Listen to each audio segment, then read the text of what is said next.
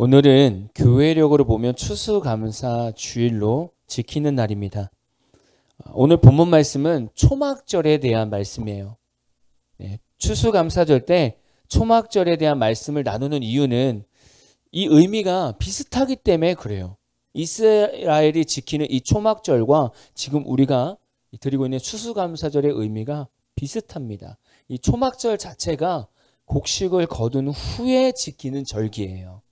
오늘 말씀을 보면서 이 추수하는 시기에 우리가 어떻게 하나님께 감사해야 될까를 다시금 같이 좀 생각하고 묵상하는 시간이 되길 축복합니다. 저는 인생이요, 큰 농사라고 생각해요. 큰 농사. 인생이라는 한자를 보니까 사람 인자와 날 생자로 되어 있습니다. 이 사람 인자 한자는요, 이게 나이가 들어서 늙었을 때 이게 허리가 약간 구부러진 이 모습을 연상시키는 한자고요. 날 생자는요, 땅에 씨앗이 심겨져서 새싹이 올라오는 그 모습으로 연상하는 그 한자입니다. 그러니까 인생이라는 것 자체가 사람이 태어나서 성장하게 되고 그 성장하는 모습은 마치 새싹이 자라나는 모습과 같습니다. 그리고 우리가 성장하다 보면 어느 순간 그 인생에는 열매를 맺기 시작한다는 거예요.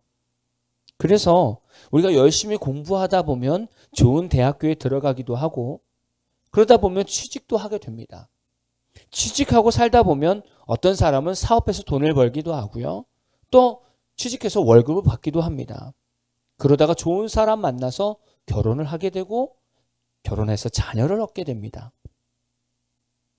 이렇게 살다 보면 어느 순간 내 몸에 질병도 있어서 때로는 그 질병 때문에 힘들어할 때도 있습니다. 그리고 이러한 시간들이 지나다 보면 어느 순간 노환이 와가지고 내가 이젠 늙었구나 라는 슬픔도 찾아오기도 합니다. 그리고 어느 순간 이제 죽음을 맞이하는 그 시기가 올 때도 있습니다. 이 모든 것이 인생입니다. 이 모든 것이. 우리는 기나긴 인생의 이 농사를 지으며 사는 거예요. 근데 이 기나긴 인생의 농사를 생각해 보니까 그냥 일평생이라고 생각하기에는 이 농사가 너무 심각하고 아주 세밀합니다. 왜냐하면 하루 농사를 잘 지어야 돼요. 그리고 한 주 농사를 잘 지어야 되고 한 달 농사를 잘 지어야 되고 1년 농사를 잘 지어야 기나긴 인생의 농사를 잘 짓는다는 거예요. 오늘 우리는 1년의 인생을 돌아보면서 하나님께 감사하는 시간인 거예요. 신명기 16장 13절 말씀을 보니까 너희 타작 마당과 포도주 틀에 소출을 거두어 들인 후에 라고 말씀하고 있어요. 타작 마당이라는 말은 모든 곡식의 추수를 대표하는 말이고 포도주 틀의 소출이라는 말은 모든 과실의 수확을 대표하는 말입니다. 그러니까 너희들이 거둬들인 모든 것을 다 수확하고 나서 이렇게 얘기하는 거예요. 우리는 1년 동안의 우리의 삶을 다 돌아보면서 우리가 좋았던 일도 거두어 드려야 되고 우리가 힘들었던 시간들도 거둬 드려야 돼요. 이게 추수감사절이에요. 오늘 말씀에서 이 초막절을 지키려면요, 이 모든 소출을 다 거둔 후에 지켜야 돼요. 그러니까 우리가 추수감사절을 지금 예배를 드리잖아요. 추수감사 예배를 드리잖아요. 우리가 이 추수감사절을 드리러 올 때 이미 우리는 한 해의 모든 인생의 열매를 거둬들이는 거예요. 거둬들여서 주님 앞에 그 모습, 그 삶을 가지고 예배를 드리러 나오는 겁니다. 그 삶 안에는 하나님의 은혜도 있을 거고요. 하나님의 훈련 가운데 힘든 연단의 시간이 있었을 거고요. 연단의 열매도 있을 거고 또 때로는 우리의 인간의 욕심 때문에 잘못 길을 걸어가서 고통의 인생의 열매도 있었을 겁니다. 이 모든 것을 다 가지고 와서 하나님께 감사 예배를 드려야 되는 거예요. 제가 지난주에 감사의 제목을 써와서 우리가 같이 나누자고 말씀드렸습니다. 그리고 우리가 지금 말씀 나누기 전에 한 해의 삶을 돌아보면서 감사의 제목을 같이 나눴습니다. 같이 고백했죠. 이 아마 과제를 줬을 때 여러분은 일주일 내내 감사의 제목을 생각했을 거예요. 어떤 사람은 정말 감사할 게 있을까? 이렇게 생각할 수도 있고요. 그런데 한 해의 삶을 돌아보면서 생각하다 보니까 순간순간 하나님께서 우리에게 베풀어 주신 은혜들이 생각나더라는 거예요. 그래서 감사라는 영어 단어 thank는 생각하다라는 think라는 어원에서 왔다는 거예요. 그러니까 우리가 매 순간 살아가면서 상황들마다 think 해보라는 거예요. 생각해 보라는 거예요. 어떻게? 하나님 입장에서 모든 것들을 think 해보라는 거예요. 그러면 그 안에서 하나님의 은혜를 발견하게 돼요. 그래서 thank you로 바뀌는 거예요. 그게 감사입니다. 이 이스라엘의 농부들이 곡식과 과일을 거둬들일 때 어떤 생각을 하겠습니까? 곡식과 과일을 보면서 하나님이 비와 햇살을 주시지 않았다면 우리는 이런 열매를 거둬들이지 못했습니다라고 고백할 거예요. 하나님께서 저에게 건강 주시지 않았다면 우리는 이런 열매를 거둬들이지 못했을 거예요. 이렇게 고백할 거예요. 또 수확을 했는데 별로 없어. 추수한 게 별로 없어. 그걸 보면서도 하나님이 없이 하나님이 간섭해 주시지 않으면 우리의 소출은 줄을 수밖에 없네요. 또 하나님의 존재를 고백하게 되는 거죠. 오늘 본문에서 곡식과 과일을 저장한 다음에 하나님께 드려지는 게 초막절이라고 말씀을 드렸습니다. 성경에서는 지금 우리가 드리고 있는 이 추수감사절에 대해서 말씀하고 있지 않아요. 성경에서는 추수감사절이라는 어떤 딱 절기가 없어요. 우리가 생긴 지금 추수감사절은 영국에 있던 청교도들이 미국 땅에 가서 거기서 힘들게 농사를 지어서 감사 예배를 드렸던 그것이 이제 추수감사절이 돼서 우리에게도 선교사들을 통해서 전해진 것이 추수감사절입니다. 근데 지금 실제 미국 교회들은 언제 추수감사절 예배를 드려요? 10월 달에 예배 드려요. 왜 10월 달에 드려요? 바로 이 초막절이 우리가 지금 지키고 있는 태양열로 보면 10월 중순 정도가 돼요. 10월 둘째 주나 셋째 주 정도가 돼요. 그래서 미국 교회들은 이 초막절기의 그 시즌에 맞게 추수감사절을 보낸다는 거죠. 이스라엘 백성들이 이 절에 예배드리는 모습을 보면서 우리가 추수감사절을 어떻게 예배를 드려야 될까? 그렇게 좀 같이 매칭하면 좋을 것 같습니다. 이 초막절의 유래를 보면 이스라엘이 과거 애굽에서 나와서 광야 생활할 때 초막에서 지냈어요. 거기서부터 유래가 된 거예요. 이 초막절 시기 아까 제가 말씀드렸지만 10월 중순이라고 얘기했어요. 이때는 유대인 땅에는 올리브하고 포도가 수확되는 시기입니다. 그래서 이스라엘 백성들도요, 초막절을 이렇게 보낼 때는 수확한 것들이 많아서 이제 그 추수한 걸 가지고 감사하는 시간을 갖기는 가져요. 근데 이 초막절의 의미는 그렇게 추수한 것만 감사하자라는 의미가 아니라 이 초막절은 더 과거로 가서 과거 하나님께서 이스라엘 백성들을 어떻게 이 가나안 땅, 이 축복받은 땅까지 어떻게 인도하셨고 지금 이 풍성한 삶을 어떻게 주셨는가를 그거를 다 묵상해야 하고 감사하라는 거예요. 그게 초막절인 거예요. 그냥 내가 올해 거둬들인 그 추수물 그걸 가지고 감사하라는 것이 아니라 초막절이 되면 전체를 돌아보는 거예요. 전체를. 그러니까 추수감사절도 저는 그렇게 보내야 된다고 봐요. 어떻게? 우리가 한 해의 삶을 돌아보면서 좋은 것만 생각하고 하나님께서 베풀어 주신 좋은 것만 생각하면서 감사합니다. 뭐 이것도 훌륭하지만 그걸 넘어서 지금까지 살아온 인생, 내가 처음 예수를 믿는 그 시작점부터 지금까지 살아온 인생을 전체를 돌아보면서 감사하는 거예요. 이스라엘 백성의 초막절이 그거예요. 그러니까 추수감사절과 같이 합쳐진 거예요. 그 해에 거둬들인 것을 감사하면서도 이스라엘 백성들이 과거에 하나님께서 이 출애굽해서 광야 생활 통과해서 이 땅까지 어떻게 왔는가를 계속 이 초막절에 계속 생각하면서 감사하는 거예요. 그러니까 추수감사절도 우리는 그렇게 보내야 되는 거예요. 한 해의 은혜도 감사해야 되지만 이 추수감사절이 오면 내 지난 과거 모든 인생을 돌아보는 거예요.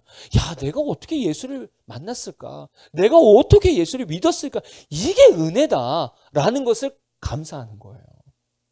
이러면 우리 이 예배가 달라지는 거잖아요. 이 이스라엘 백성의 초막절, 이때 무엇을 했는가? 이걸 좀 돌아보면 좋을 것 같아요. 첫 번째, 모두가 함께 절기를 즐거워하라. 모두가 함께 절기를 즐거워하라. 신명기 16장 14절 말씀입니다. 절기를 지킬 때에는 너와 내 자녀와 노비와 내 성중에 거주하는 레위인과 객과 고아와 과부가 함께 즐거워하되.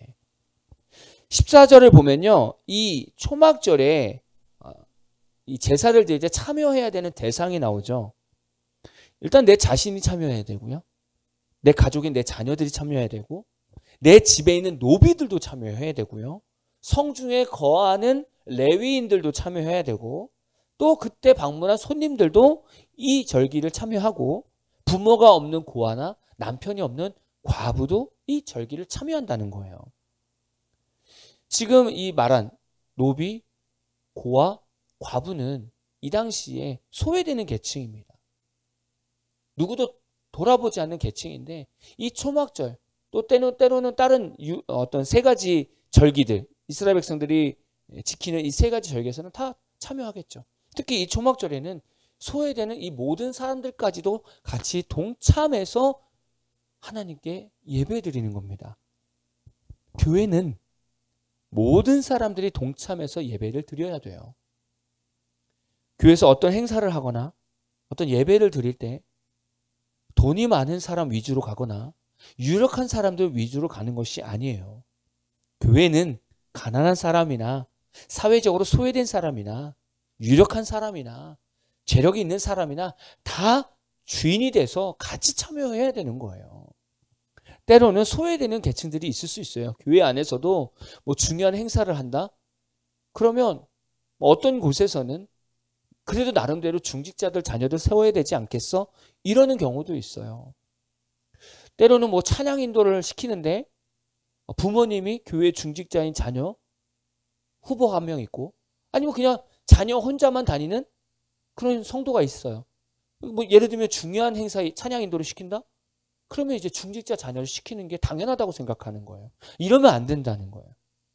하나님께 드려지는 절기, 하나님께 드려지는 예배는 소외되는 사람이 없어야 됩니다. 모두가 다 즐겁게 예배를 드려야 돼요. 이게 교회입니다. 근데 오늘 이 말씀에서 보니까 이 즐거워하라, 이 말을 명령어로 얘기하고 있어요. 즐거워하라. 이스라엘 백성들이 가나안 땅에서 곡식과 과일을 추수한 것만 즐거워하지 말라는 거예요. 이건 너무 당연한 거고, 과거에 하나님께서 이스라엘 백성들을 이 광야 땅을 지나서 이 지금 이 축복의 땅 이 가나안 땅까지 어떻게 왔는지 모든 힘든 시간까지도 다 기억하면서 즐거워하라 이렇게 얘기한 거예요. 아니, 우리가 어떻게 매 인생을 다 즐거워하겠습니까? 어떻게 매 순간을 다 즐거워하겠습니까? 근데 즐거워하라고 명령하시는 거예요. 심지어는 빌립보서 4장 4절에는 이렇게 말씀하고 있어요. 주 안에서 항상 기뻐하라. 내가 다시 말하노니 기뻐하라. 실질적으로 살아갈 때 항상 매 순간 즐거워하기가 너무 어렵습니다. 기뻐하기가 너무 어려워요. 여러분, 당장 뭐 우리 1년 삶 안에서도 항상 행복했습니까? 항상 기쁜 일만 있었습니까? 2년 전 생각해 보자고요. 그 2년 안에 늘 즐겁고 행복한 일만 있었냐고요. 5년 안을 생각해 보자고요. 거기에 늘 즐겁고 행복했습니까? 근데 오늘 말씀은 즐거워하라. 항상 즐거워하라. 항상 기뻐하라. 이렇게 말씀하세요. 얼마나 부담되는 말입니까? 근데 빌립보서 말씀 보니까 그 항상이라는 말 앞에 주 안에서라는 말이 붙었어요. 주 안에서 항상 기뻐하라라는 거예요. 이 말씀을 묵상해 보니까 그런 거예요. 너가 살아오면서 왜 힘든 일이 없겠니? 왜 괴로운 일이 없겠니? 괴로운 일이 왜 없겠니? 그런데 주 안에서 항상 기뻐하라. 이 말씀을 묵상해 보니까 이런 거예요. 너가 힘들고 어려운 일 있니? 그 어려운 일을 가지고 와서 주님의 십자가 앞에 나아가 봐.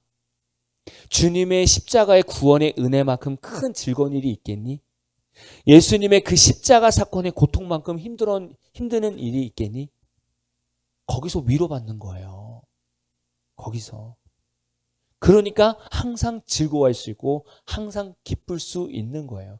왜냐하면 주님이 우리보다 더한 고통을 당하셨고, 주님이 우리보다 더한 순종을 하셨고, 주님이 우리보다 더한 은혜를 누리신 분이에요. 그걸 우리가 바라보면서 달려가는 거잖아요. 그래서 즐거워하라는 겁니다. 여러분, 한 해 삶을 한번 생각해 보세요. 늘 즐거웠는가? 그리고 모든 사람들에게 그 즐거움을 함께 나눌 수 있는 한 해를 살았는가? 혹시 마음속에 완전히 이게 모두가 다 회복이 안 되고 감사할 수 없는 환경이 있다면 그것을 오늘 말씀 가운데, 예배 가운데 십자가 밑에 가지고 나오는 거예요. 주 앞으로. 그러면 감사가 될 수밖에 없다는 거예요. 두 번째, 감사 예배는 하루에 끝내는 행사가 아니다. 신명기 16장 15절입니다. 내 하나님 여호와께서 택하신 곳에서 너는 이래 동안 내 하나님 여호와 앞에서 절기를 지키고, 초막절은 며칠을 지킨다고요? 7일을 지켜야 된다는 거예요. 7일 동안 하나님께 감사하는 거예요. 성경에서 7은요, 완전함, 성결, 온전함, 하나님의 완성, 하나님의 새 창조, 이런 의미를 가지고 있어요. 그러니까 이스라엘 백성들이요, 모든 곡식과 과일을 다 거둬들인 다음에 7일 동안 계속 감사 절기를 보내는 거예요. 이 생각을 해봤어요. 야, 7일 동안 감사한다. 7일 동안 막 말씀도 읽고요, 낭독하고 이런 시간들이 있거든요. 이 시간 동안에 계속 감사하는 거예요. 그러면 그런 생각 드는 거예요. 야, 감사하지 못했던 상황도 이 시간에 다 감사하겠다. 이런 생각이 드는 거예요. 계속. 그래서 어떤 교회는 추수감사절 이 전주에 일주일 특세를 합니다. 특별 새벽 예배. 그래서 지금 이 초막절처럼 일주일 내내 감사 예배로 드리는 거예요. 그래서 저도 오늘 말씀을 준비하면서 나도 내년에 추수감사절 전부터 해서 일주일 동안 특별 새벽 예배를 드리면서 일주일 내내 감사 예배를 드려야 되겠다. 그 결단을 하게 됐어요. 이 초막절을 다시 한번 묵상하면서 그 결단을 하게 됐어요. 이 초막절 때 이스라엘 백성들, 이 유대인들이 무엇을 할까?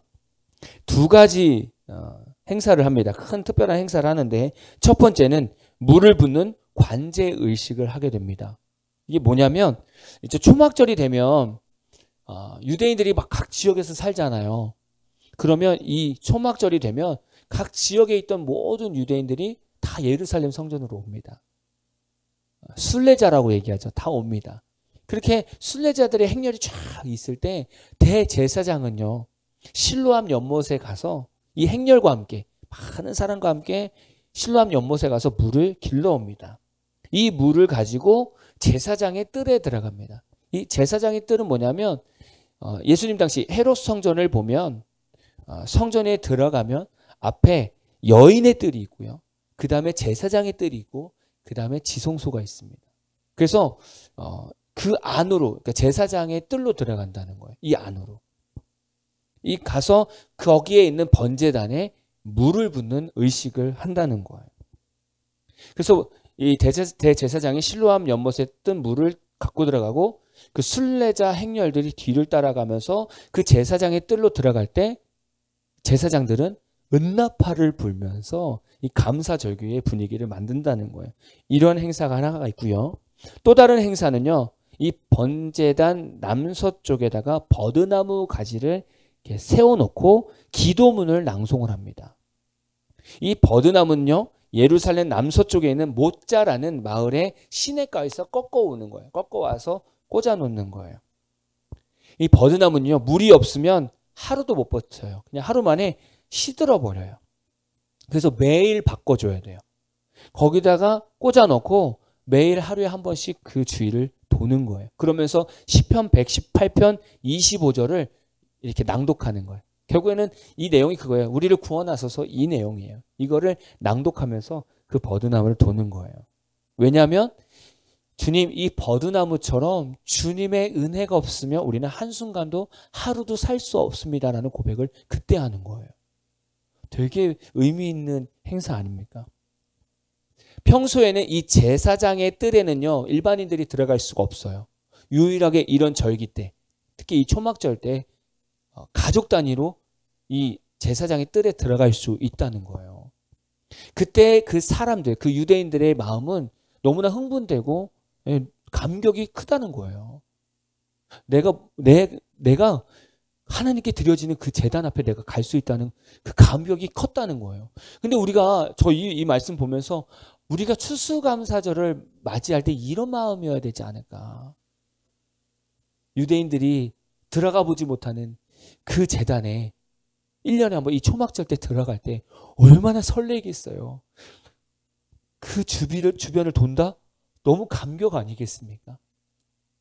과연 내 마음속엔 추수감사절을 내가 이렇게 보내고 있을까? 다시 한번 좀 돌아봤던 그런 시간입니다. 저는 여러분이 이러한 막 감격과 막 흥분 이런 시간들이 있어야 된다고 저는 봐요. 특히 추수감사절 때. 이 초막절을 보낼 때 사람들 손에 이렇게 쥐고 뭘 잡아야 돼요. 뭘 잡고 이 초막절을 보내야 돼요. 뭐냐면 레위기 23장 40절에 보면 이런 말씀이 있습니다. 첫날에는 너희가 아름다운 나무 실과와 종려나무 가지와 무성한 나무 가지와 신의 버드를 취하여 너희 하나님 여호와 앞에서 이레 동안 즐거워할 것이라. 4가지 식물이 나와요. 4가지 식물. 그 4가지 식물을 가지고 일주일 내내 하나님 앞에서 즐거워하라는 겁니다. 그래서 이 4가지 식물에 대한 의미를 잠깐 나누려고 해요. 종려나무입니다. 첫 번째 종려나무 가지. 종려나무는 우리가 뭐 설교하면서 몇 번 나눴죠. 근데 이 종려나무의 영어 이름을 보니까 피닉스라는 불사조라는 영어 단어의 이름이 여기 쓰이고 있어요. 그래서 이 종려나무는요, 이 나무를 잘랐잖아요. 자르면 그 조금 남은 구루터기가 있잖아요. 구루터기. 그 구루터기를 불태워도요, 그 안에서 싹이 올라온다는 거예요. 종려나무는. 그래서 이 종려나무는 승리와 부활을 의미합니다. 이 버드나무가 있죠. 이 버드나무는요, 꺾으면 하루밖에 못 갑니다. 하루 만에 시들시들해져요. 그래서 이 버드나무는요, 하나님의 특별한 은혜가 없이는 우리는 늘 말라 비틀어지는 인생입니다. 늘 하나님의 은혜가 필요합니다. 그래서 초막절 행사에서 쓰이는 이 버드나무의 별칭이 있는데 그게 호산나입니다. 호산나. 이제 구하소서라는 이 별칭이 바로 버드나무입니다. 세 번째는 무성한 가지입니다. 성경에는 그냥 무성한 가지라고 얘기하고 있는데 이거는 화석류 나무라고 얘기해요. 이 나무는 불멸과 영생을 상징합니다. 아까 버드나무는 꺾으면 하루 만에 시들잖아요. 근데 이 무성한 가지는요, 꺾어 놓으면 이틀 동안 싱싱해요. 근데 그 화석류 나무는 완전히 죽었다고 생각하는 그 나무 가지도 물에다 꽂아 놓으면 다시 살아나요. 그래서 이 가지가 불멸과 영생을 상징합니다. 그러니까 지금 우리로 말하면 구원받은 영혼의 생명, 이거를 생각할 수 있는 거예요. 마지막 4번째, 아름다운 나무실과. 이 아름다운 나무실과는 뭐냐면 에트로그라는 나무예요. 에트로그 나무의 열매를 말합니다. 제가 사진을 보니까 귤이랑 비슷하게 생겼어요. 귤이랑. 근데 조금 이렇게 호박처럼 약간 긴 귤이라고 생각하면 돼요. 그거를 이 절기 때 계속 먹고 지내는 거예요. 이 에트로그 나무 열매는요, 다산의 축복을 얘기합니다. 많은 자녀들. 그리고 이 당시에는요, 성서시대의 불임 여성, 아이를 낳지 못하는 여성에게 처방으로도 썼던 나무 열매입니다. 우리 생명에 대한 주권이 하나님께 있음을 고백하는 거죠. 이 4가지 식물은 이 감사절, 초막절에 모든 사람이 들고 기쁨으로 감사한다는 거예요. 그러니까 이 4가지 식물을 가지고 우리 삶에 적용해 본다면 우리가 종려나무를 흔들듯이 한 해 동안도 주 안에서 승리하게 하심을 감사하는 예배가 되어야 되죠. 그리고 버드나무를 흔들듯이 하나님의 은혜가 없이는 나는 한순간도 살 수 없습니다라고 고백하며 예배를 드려야 되고, 무성한 가지인 화석류 나무처럼 믿음의 자녀들은 결코 무너지지 않고 망하지 않음을 고백하는 거예요. 우리는 구원받은 백성이니 우리는 영원한 생명을 얻었습니다라고 고백하는 감사로 예배를 드려야 되고, 아름다운 나무 과실처럼 우리의 모든 생명을 주관하신 것은 오직 하나님이십니다 라고 감사하면서 드려지는 예배가 추수감사절이어야 된다는 거예요. 마지막 세 번째는요, 감사의 표현을 하는 성도가 되어야 합니다라는 거죠. 신명기서 16장 17절 말씀 볼까요? 각 사람이 내 하나님 여호와께서 주신 복을 따라 그 힘대로 드릴지니라. 그냥 이 말씀을 다시금 그냥 편하게 다시금 풀어본다면, 하나님께서 반드시 여러분에게 축복을 주실 것인데 그 축복을 결코 자기 곳간에만 채우지 말라는 거예요. 자기 곳간에만 채우지 말고 하나님께 감사를 드리라는 겁니다. 이 얘기는 우리가 우리의 것을 드린다고 생각하면 16절 이 앞에 절을 보니까 빈손이라고 나와 있어요. 빈손으로 하나님께 나올 수밖에 없다는 거예요. 우리가 이게 추수한 모든 것이 우리 것이라고 생각하면 하나님 앞에 빈손으로 오는데, 결코 우리의 것으로, 우리는 우리의 것으로 하는 것이 아니라 하나님께서 우리에게 풍성하게 채워주시는 것 안에서 우리가 하나님께 일부를 떼어서 감사하는 거라는 거예요. 그래서 빈손으로 감사 예배를 오면 안 된다는 겁니다. 그래서 힘대로, 우리의 힘대로 하나님께 감사의 예물을 드려야 된다는 거예요. 하나님께 우리의 감사의 표시로 드려지는 예물은요, 우리의 신앙 고백입니다. 아까도 말씀드렸지만 감사 예물은 한 해 동안 우리를 건강하게 해주셔서 감사합니다. 그 은혜 감사합니다. 그래서 드려지는 거예요. 하나님께서 모든 거 다 주셨습니다. 그 감사에서 드려지는 예물인 거예요. 감사 예물은 하나님께서 저에게 월급을 주셨고 사업을 하게 해주신 건강도 주셔서 그래서 감사합니다라고 우리가 드려지는 거고요. 이 감사 예물은 올해도 채워주셨지만 내년에도 채워주실 줄 믿습니다라고 하나님께 믿음의 고백을 하는 거예요. 그래서 이 감사 예물은 자신의 형편에 맞게 최선을 다해서 드리는 겁니다. 여러분 소중한 사람에게, 사랑하는 사람에게, 또 여러분 주변에서 되게 중요한 사람에게 만약에 선물을 준비한다. 그럼 여러분 선물을 어떻게 준비하겠습니까? 그냥 대충 어디 싼 데 가가지고 그냥 눈에 보이는 거 대충 이렇게 사겠습니까? 절대 그렇게 사지 않는다는 거예요. 왜냐하면 선물이라는 것은 준비하는 사람의 마음이 그 마음에서, 그 선물에서 묻어나옵니다. 그리고 선물 받은 사람이 그 선물을 볼 때 선물한 사람이 자신을 얼마나 존귀하게 여기고 있는가를 그 선물을 통해서 감동을 받을 수 있는 거예요. 그러니까 우리가 하나님께 드려지는 예물을 볼 때 우리가 대충 그냥 끄적끄적해서 그냥 마지못해서 드리는 예물을 드린다? 그거는 우리가 하나님의 은혜를 그렇게 생각한다는 거예요. 작은 은혜로 생각한다는 거예요. 그래서 우리가 힘을 다해서 최선을 다해서 드리는 거예요. 왜? 하나님께서 그 이상 우리에게 부어주셨으니까. 요즘에 교회에서 헌금 설교 못하게 하잖아요. 왠지 이 설교를 들으면 또 헌금 얘기네 또 교회 헌금 채우려고 또 그런 설교를 하네. 이렇게 생각하는 성도들도 있어요. 만약에 우리가 이렇게 생각하고 있다면 우리 안에는 감사에 대한 병이 들은 거예요. 하나님에 대한 감사의 병이 들은 거예요.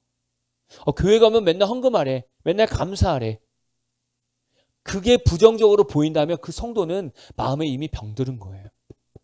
교회는 하나님 것을 하나님께 돌리십시오라고 선포하는 거예요. 여러분들이 누리고 있는 모든 것들이 다 하나님 것입니다라고 가르쳐주는 거예요. 그래서 감사하십시오라고 얘기하는 거예요. 왜냐하면 감사하지 않으면 그 다음부터는 감사 제목이 없어지거든요. 그래서 우리 생각이 바뀌어야 돼요. 우리가 하나님께 드리는 헌금, 예물, 이게 부정적으로 생각되어지면 안 되는 거예요. 늘 감사한 마음으로. 적은 금액이라도 정말 진심으로 감사한 마음으로 하나님께 드려야 돼요. 그게 우리 헌금의 자세가 되어야 됩니다. 이게 우리가 추수감사절 때 뿐만 아니라 우리 보통 예배 때도 감사헌금 드릴 때 이런 마음으로 드려야 돼요. 우리가 드리는 헌금은 우리 마음이 드려져야 돼요. 우리 추수감사절 오늘 헌금 드렸습니다. 저희는 이 헌금 드릴 때 우리 마음이 드려진 줄로 믿습니다. 앞으로 여러분들 어디서든지 감사를 드릴 때, 감사헌금 드릴 때 여러분 마음이 먼저 드려지고 힘 되는 대로 하나님께 감사할 수 있는 저와 여러분 되기를 진심으로 축복합니다.